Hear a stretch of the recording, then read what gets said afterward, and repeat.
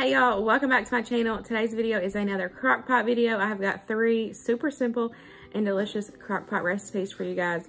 I have got a sweet and sour chicken recipe that was given to me by a good friend here. She's a subscriber on YouTube, but we talk throughout the week on Instagram, and she was so sweet enough to share that sweet and sour chicken recipe with me. And y'all, it was super delicious, and so I asked her if it was okay if I shared it with you guys, and she said yes. So I have it typed out for you, and I'll have it linked below. The next one is some homemade meatballs. My Parmesan meatballs are so delicious. They're super good. So I was excited to share those with you all as well. And then the last one is some homemade apple butter. It is so good. I have made this recipe before, but this time I typed it up so I have it for later in the future whenever I need to look back on it, or for you guys so y'all can make it yourself. It is super simple being in the crock pot. You just put it in there and you let it go, and then you have some delicious apple butter by the end of the day.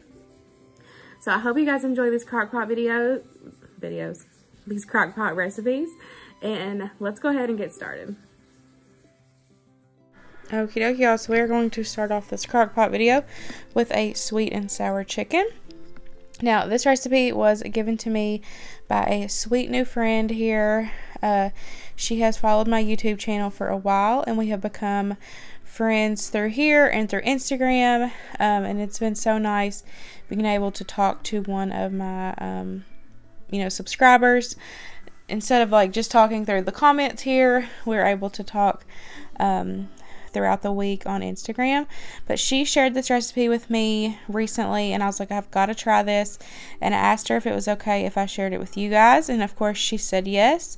So thank you so much, Monica, for letting me share this recipe with them. So I'll have it typed out and have it linked for you guys, but this recipe definitely came from her. So you're going to start off mixing together your wet ingredients. You're going to start off with 1 packet of onion soup mix, 8 ounces of French dressing, and 8 ounces of apricot preserves, 1/4 cup of water. You're going to mix all that together, and then you're going to add that on top of your chicken.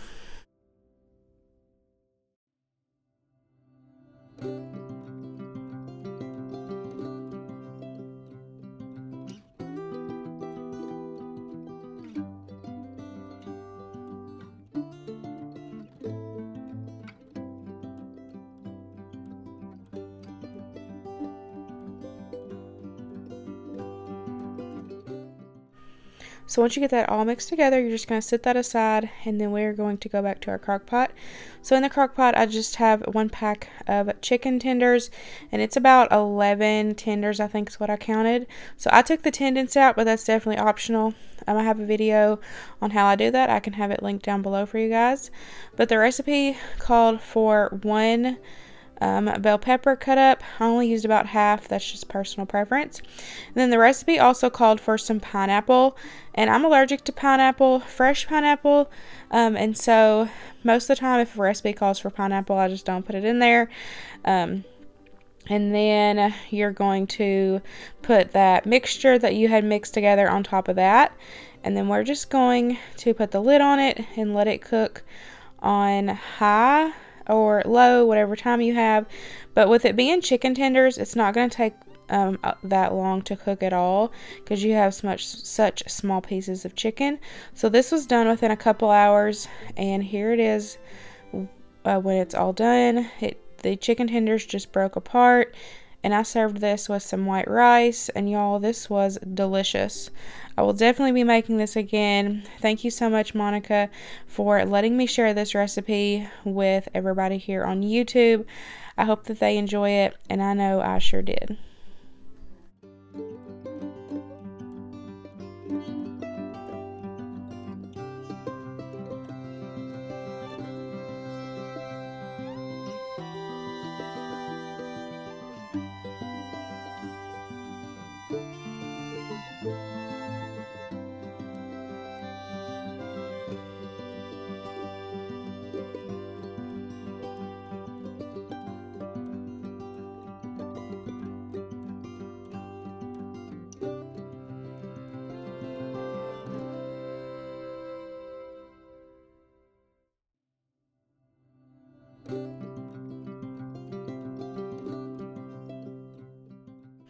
So the next crockpot recipe I'm going to be sharing with you is homemade apple butter. Y'all, this is absolutely delicious. I freaking love apple butter, and this recipe is so simple. It takes no time to put it together, and then you just let it cook all day in the slow cooker, and it is amazing. So I will have this recipe typed out and linked for you guys down below. So I'm just taking a 3-pound bag of Honeycrisp apples, and I'm peeling them, and then I'm going to just cut them up, and then we're going to add them into the slow cooker. We're going to add the rest of the ingredients, give it a good mix, put it on, and let it cook for about 8 to 10 hours, and your house just smells so good from all the cinnamon and the apple, and y'all, this recipe is amazing.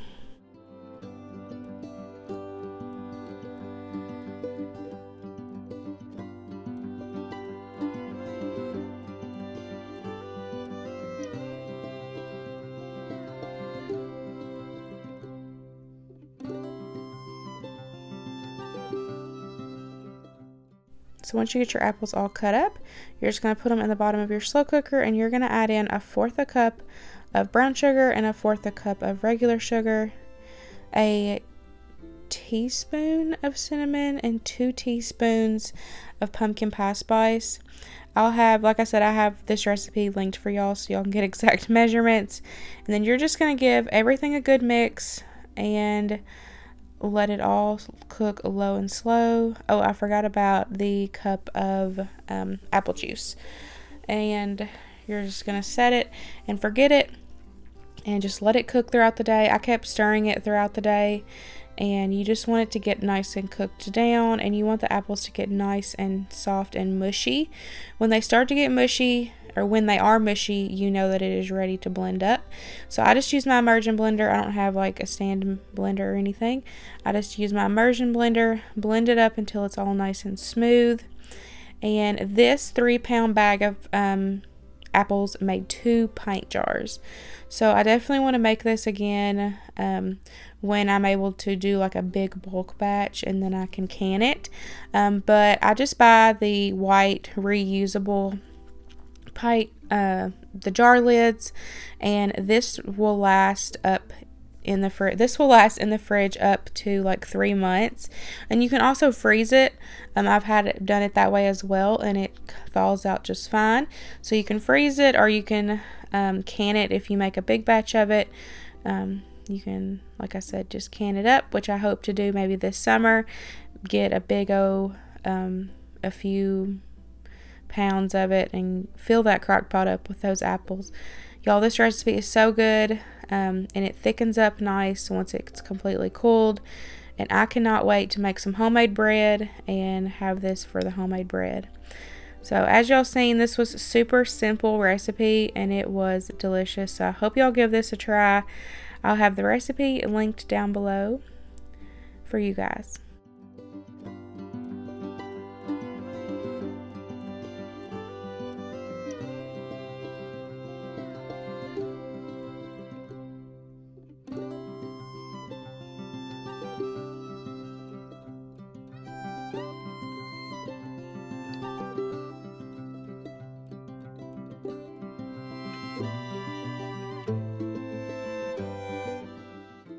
Okie dokie, also for the last crock pot recipe I'm going to be sharing today on this video is some Parmesan meatballs. These are super delicious, easy to put together, and you can just throw them in your crock pot and let them cook up.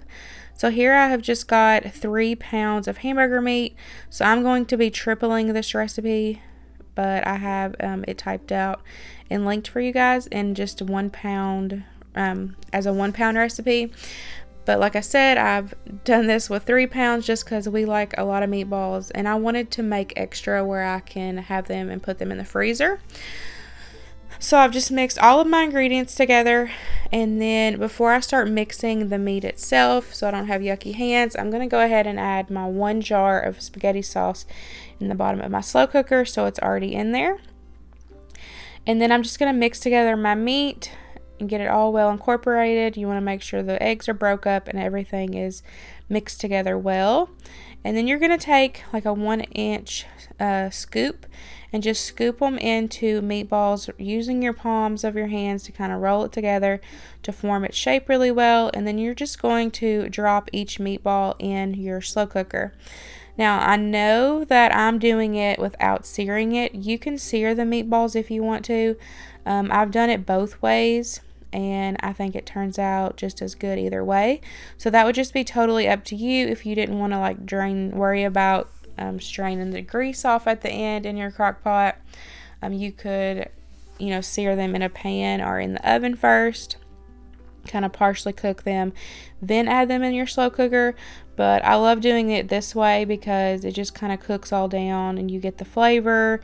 And then I always just strain it at the end and it turns out totally fine, which y'all will see at the end.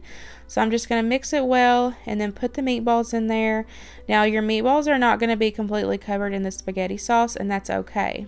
I had 2 jars out just because I wasn't sure how much spaghetti sauce I was going to use, but I ended up only using 1 jar and it turned out perfect, and I will definitely do that for next time as well. So a couple of your meatballs might not be completely submerged in the spaghetti sauce, and that's okay because as it cooks down, it will cover them all.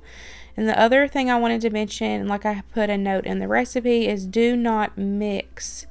When you're making your meatballs and sitting them in your spaghetti sauce, just sit it and leave it alone because they're not cooked. And so if you take a spoon and try to like mix the meatballs right now with the spaghetti sauce, if you kind of stir it around, you could break up your meatballs and then it would just be like spaghetti meat sauce instead of meatballs and spaghetti. So just sit them in there, leave them alone, don't touch them. And then once you get all your meat in there, however many meatballs you're going to make, just put the lid on it, set it for low for 6 to 8 hours. You just want to make sure that the internal temperature is 155 for ground beef. And then you can serve this just like this with mashed potatoes and another side, or you can cook up some spaghetti and do spaghetti and meatballs, or you can do like we did and we had meatball subs that night. And this was super delicious, and I loved that I could do these in the morning and then have a nice hearty meatball done by the end of the day. So as you've seen there was some grease since I didn't pre-cook these before, and so all I did is I'm just taking a little cup there and I'm just straining off the grease off the top, and then I also use a couple paper towels and just to kind of soak that grease up, and then you can see how it looks just like normal. So like I said at the beginning, that would just be totally optional if you wanted to pre-cook them before, but in my opinion I think it tastes a lot better because you're cooking it all together and you get all that good flavor, and then you can just strain the grease at the end.